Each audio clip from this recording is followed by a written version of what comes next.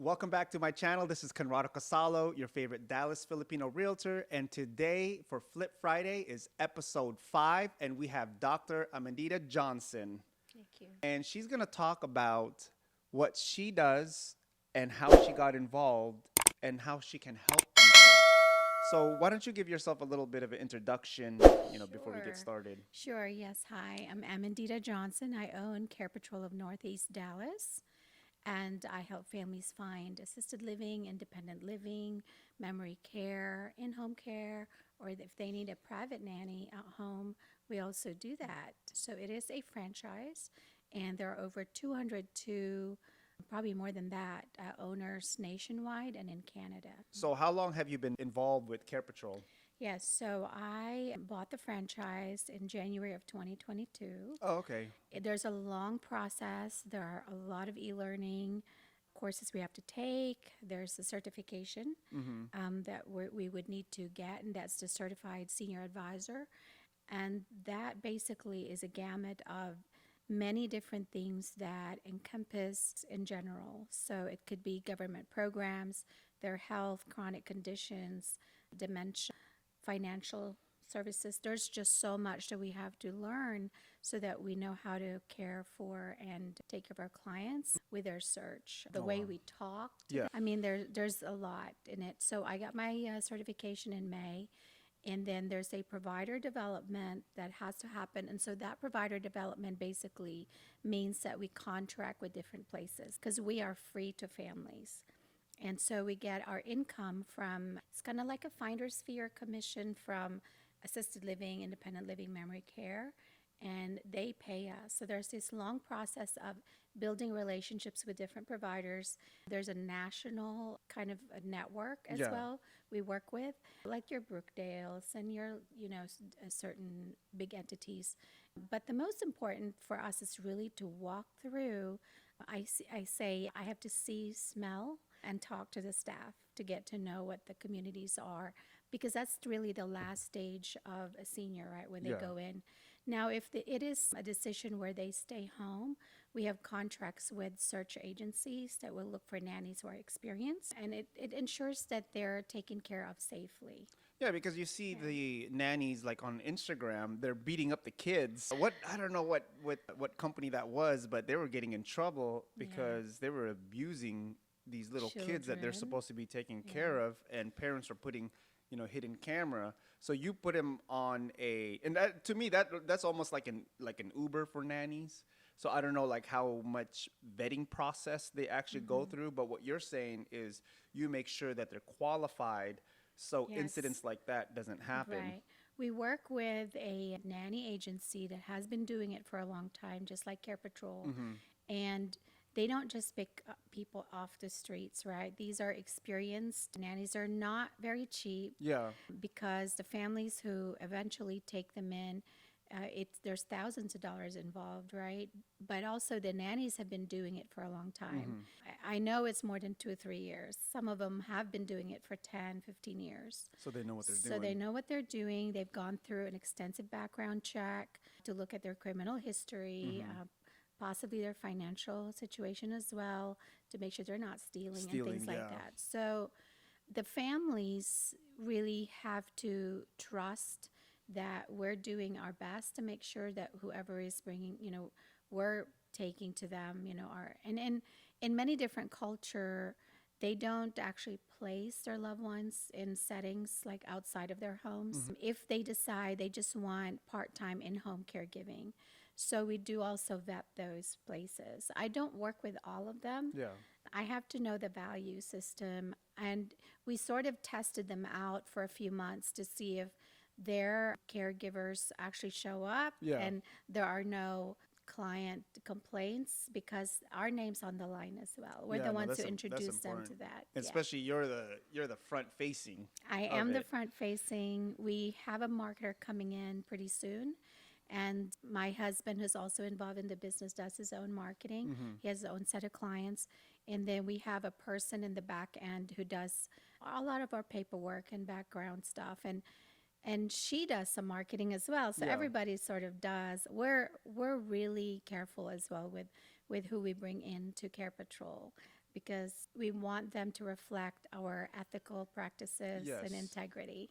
Yeah, no, So, who are the ones that are probably going to see this video and they might need your help? What type of setting? yeah. Because I know there's a lot of different types of settings when it comes to home Right. health care. Unfortunately, our clients are like 80% of them are in crisis. So mom fell, dad was burned Oh, when he wow. was cooking because he's on a walker, Yeah. things like that. Or it's post surgery where they had a hip replacement or knee replacement and they're going to need some help. So we really try to also take into account, let's talk about the Filipino culture, right? We seldom place our loved ones in settings outside of our home. So they might already have home health coming in post surgery that the rehab sent or the doctor sent. So that's taken care of, but the custodial services, such as the cooking and dressing and bathing, if the children are still working and they're Yeah. going to need help.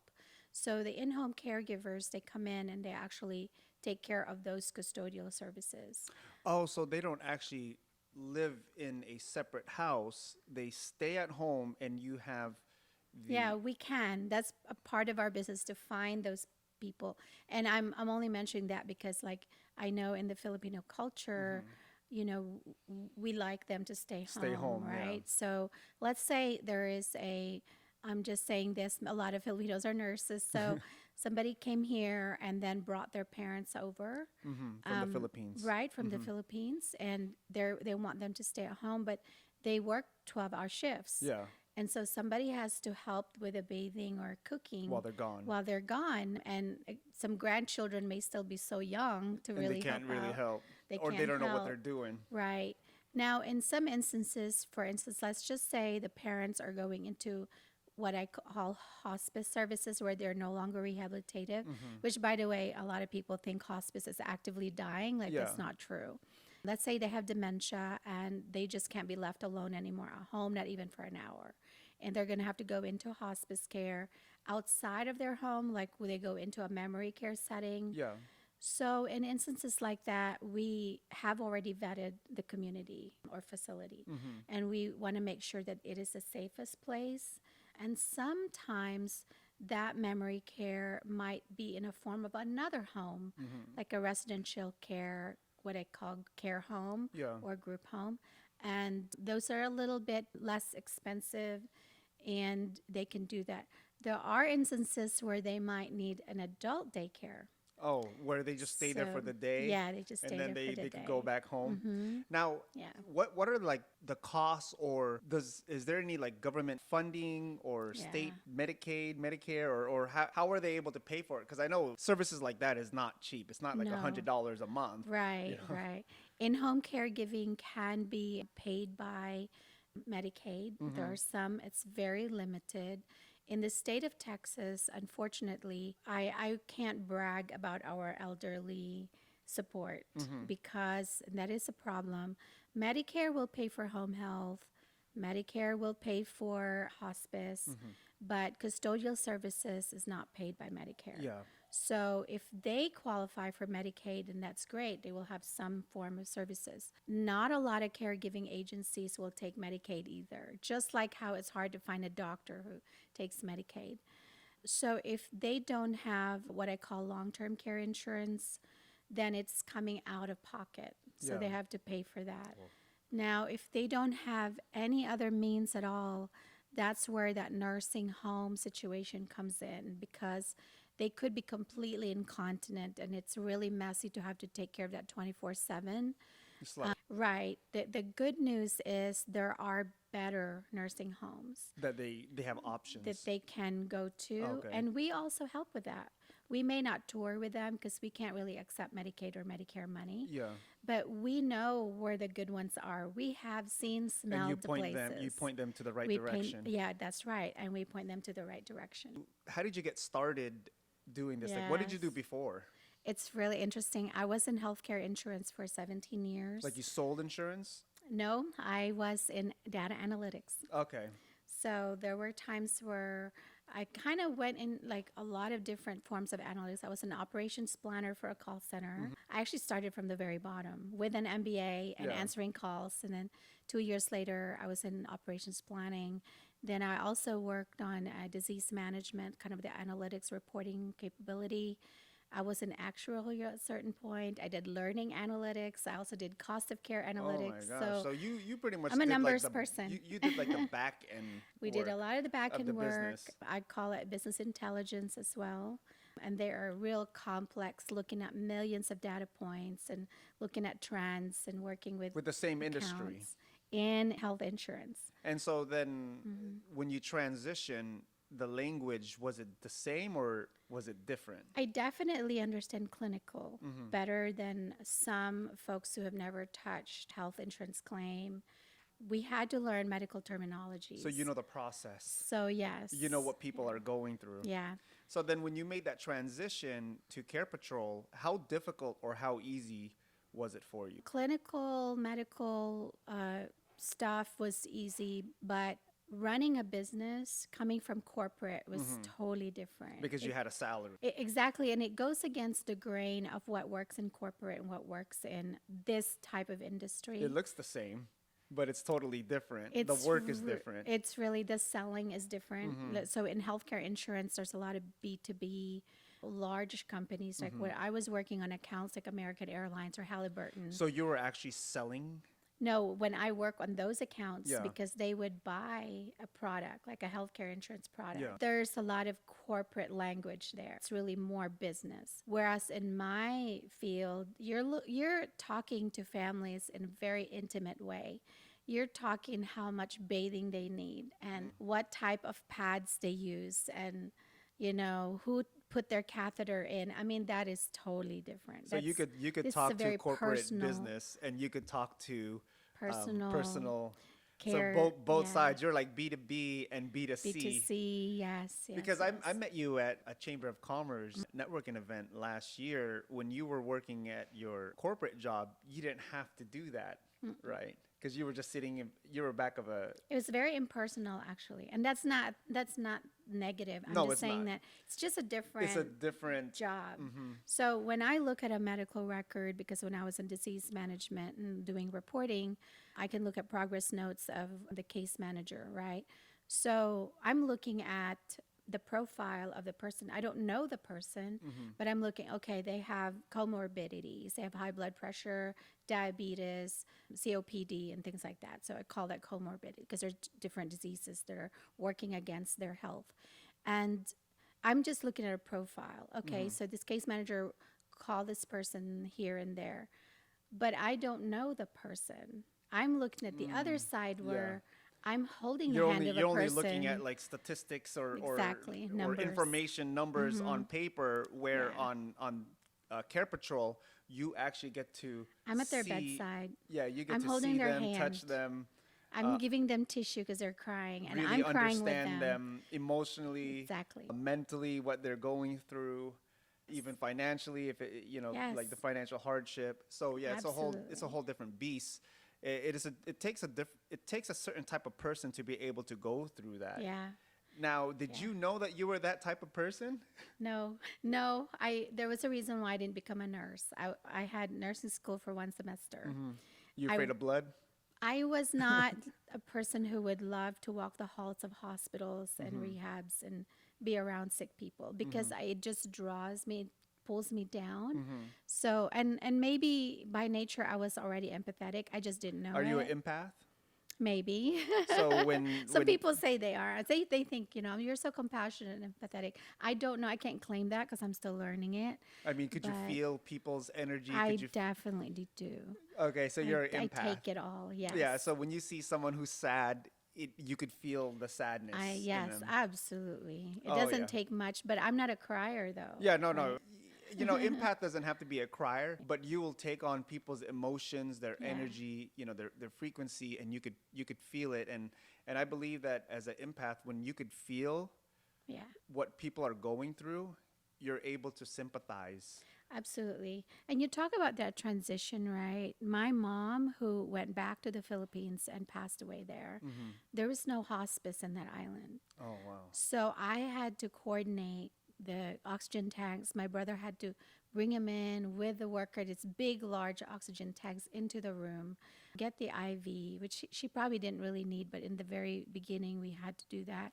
Get the IV at the pharmacy, talk to the doctors, talk to nurses, staff the room 24/7. Oh, I mean, wow. just think about that. I was the hospice Yeah. person who coordinated How that. long ago was that? That was before I joined Care Patrol. So then, because of that experience, you kind of knew what you were dealing with and what you were getting yourself into. You hit it, yes, yes. And So was I that like just a turning know, point? I would say so. That's part of it, but part of it also is the pandemic, because in the very, very beginning, I think all of us were affected by it. But I just remember watching the news and seeing the coffins, like in Italy, that were being put in trucks, Yeah. and seeing how women visiting their mom were on glass windows kissing their loved ones, Oh, and because yeah. they couldn't They be couldn't together. touch, yeah. And I think that I became more pulled into what families are going through with their loved ones in their last stage. Not being able to be there was really hard to watch. So I didn't really know what I was going to do. It was a franchise broker who introduced me to this industry. And you were like, man, this actually sounds like Yeah. it's something that I Yeah. would do. I did not know if I would be successful at it, but I thought I'm a consultant more than a salesperson. I love numbers, but I also love being around people and can help them solve problems. And that's where it, I think, feeds that reward. It's like, I solved the problem today. I made this family happier because now they have the peace of mind. To me, that's enough, but you have to make money, of course. Yeah. So you pretty much know how to use your right brain and your left brain. guess, Like I emotional, guess. psychological, and creative, but also numbers. Yeah, because I mean, I can be really aggressive on the computer. I can You're solve you're not a problems keyboard warrior, are you? no, but I can solve problems in 15 minutes, and it's just part of my brain that says I can remember what are the communities that are truly age in place.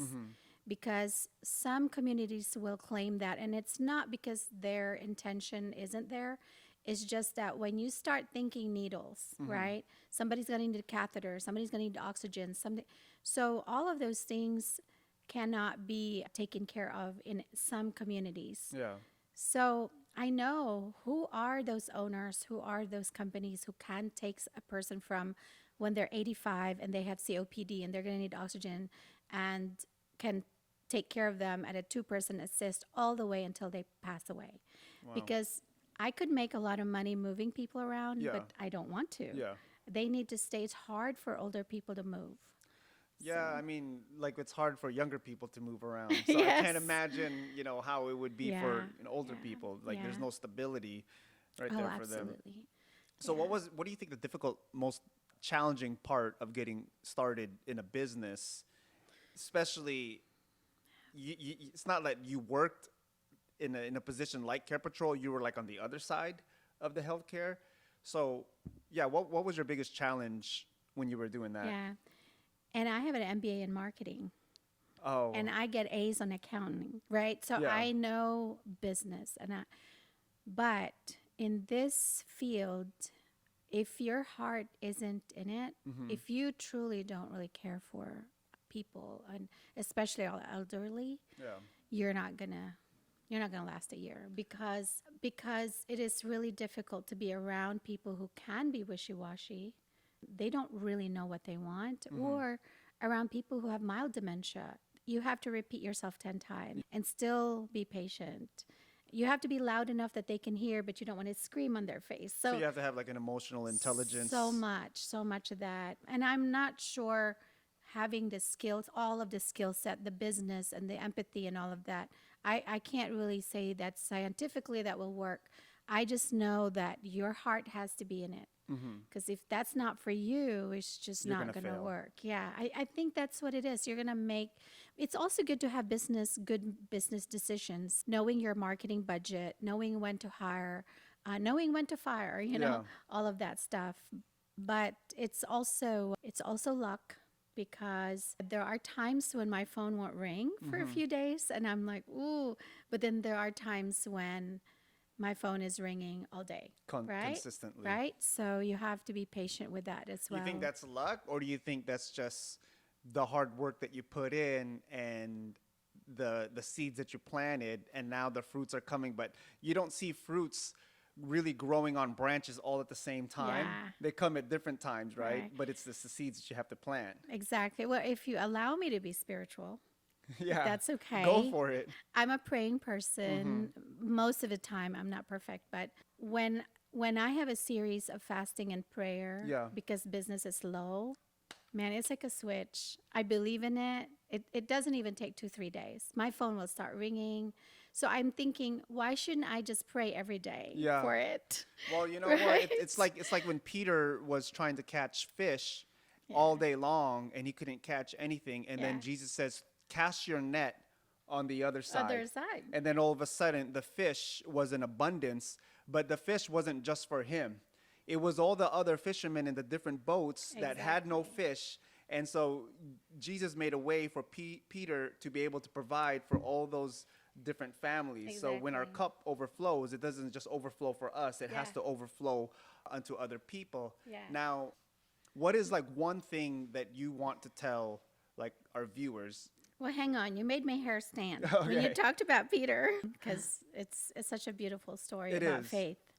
And you're still making my hair stand right now. There's a lot of Filipinos here in the DFW, and even non-Filipinos that are looking to start a business, Yeah. right? Or looking to, step out of the boat so they could also walk on water, right? Right. I know it's difficult because we all want to stay in our comfort zone. But what is one advice or tip that you could give our viewers? Yeah. Well, in this business, you want to save up for a year. Okay. Your biggest investment is really being able to live for a year without income. Oh, wow. That never happened to me. Yeah. I got move-ins 2 weeks into it. So I was considered blessed or lucky. But there were times when it was lean and I had to dig in and make sure I have savings to afford that.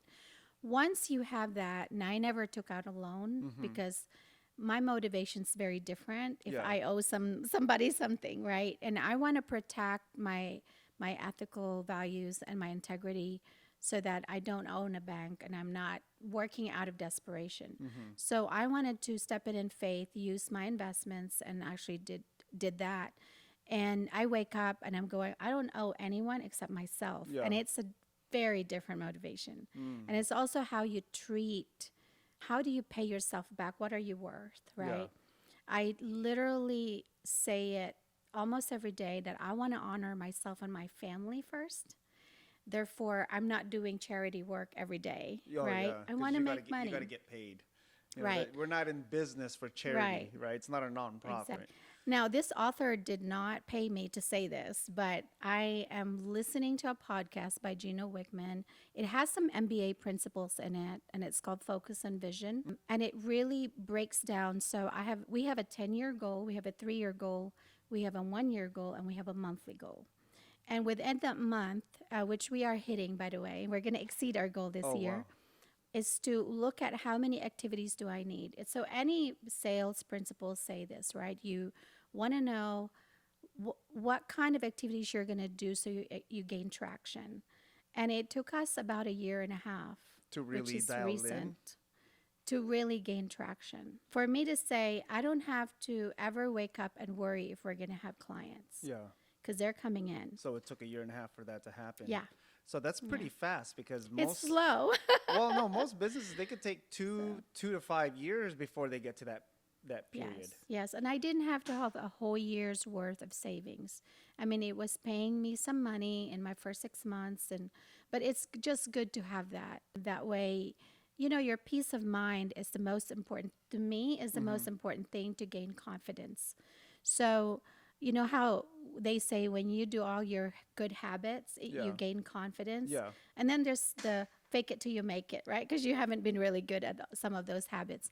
But to me, peace of mind is the biggest thing. And I'm all about security. So I'm not the person who loves the whole sales risk Yeah. where you go, make it some here and I don't do that. I'm very intentional about what are the things that the franchise taught us, the model taught us to do so that we can be successful. Now, I didn't follow all of them Yeah. because every market is different, but I follow most of them. You followed what you needed to. Yeah, absolutely. So Don't where- reinvent the wheel, Yeah, don't basically. reinvent the wheel. Just R&D, rip off and duplicate. So where can people find you if they need either patients, or if they are a patients that they need hospice care or at home care? Right. Where can they find you online? Right. This business is all about credibility. So if you have any thoughts about who I am, look up LinkedIn. You're definitely want to know who I am about. Then carepatrol.com is a really great way wherever you are in the nation. Carepatrol.com is the place to go to. And we have a lot of resources. We have podcasts and articles on senior living, senior services, what I call about peace of mind for families and things like that. Awesome. Well, that concludes the show, and I Thank just want to you. I want to thank everybody that was able to come and watch this. And if you feel like this is valuable information for people that you might know, go ahead and share, and make sure you like, subscribe to my channel so you could watch more videos just like this.